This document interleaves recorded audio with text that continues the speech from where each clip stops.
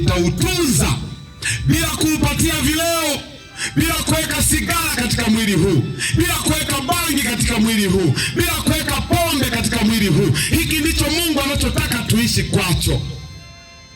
Hivi kuna maana gani leo unaambiwa na bahati mbaya sijui nani atakuja kusaidia kwa ajili ya maisha yako? Ndugu zangu, tuwasaidie watu wenzetu. Wakati mwingine mimi nawaambia, hata huko kwenye vikao vyenu vya nzengo mwe mnaonyana. Utawezaje kufanya maamuzi kwenye nzengo umelewa? Unawezaje kufanya maamuzi mashauri ya watu umelewa, unakunywa mapombe? Alafu leo unaugua mwenyewe, unakuja kuomba michango ukatibiwe, na watu wanalaumu, niliugua hawakuleta hela, niliugua hawakunitibu. Nini chanzo cha kuugua? Ni mlevi wa pombe, ni mlevi wa sigara, ni mlevi wa bia, ni kila aina ya uchafu. Alafu leo wanalaumu watu hawampi dawa, hawampi pesa za kwenda kutibiwa. Hivi kuna maana gani? Mwandishi mtengenezaji wa sigara mwenyewe amekwambia uvutaji wa sigara ni hatari. Kwa nini? Kwa afya yako. Lakini bado mtu akipita ni kama gari moshi.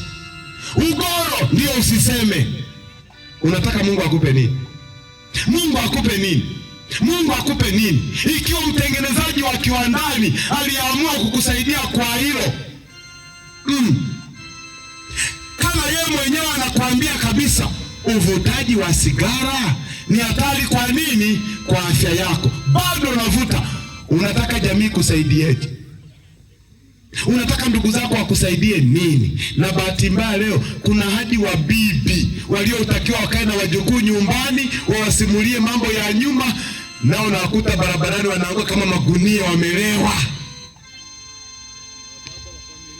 Alafu wewe mama unafurahia mama yako mzazi kulewa pombe, wewe kijana unafurahia baba yako na mama yako walewe pombe, ili baadaye waje wakwambie uza ulivyo navyo, ninunue, nipelekeni hospitali nikatibiwe. Wakazi gani? Wakazi gani? Mtukuze Mungu katika mwili wako. Tumtukuze Mungu katika miili yetu. Amen. Maana miili hiyo ni mahekalu ya Roho Mtakatifu. Jioni ya leo upo wito kwa ajili ya kujitoa. Maisha yako yanatokana na chaguzi unazochagua. Ni nini unachochagua jioni ya leo? Je, unachagua kumpa Yesu maisha yako? Je, unachagua kumpa Yesu moyo wako? Kwa nini kuharibu mwili huo? Kwa nini kujaribu? Kwa nini kujaribu na madawa ya kubadilisha rangi katika mwili wako?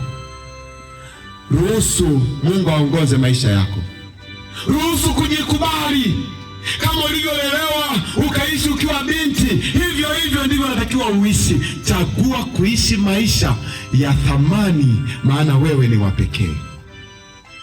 Jioni ya leo wangapi wanasema, Bwana nisaidie, ninachagua kuishi maisha utakayoniongoza kuishi?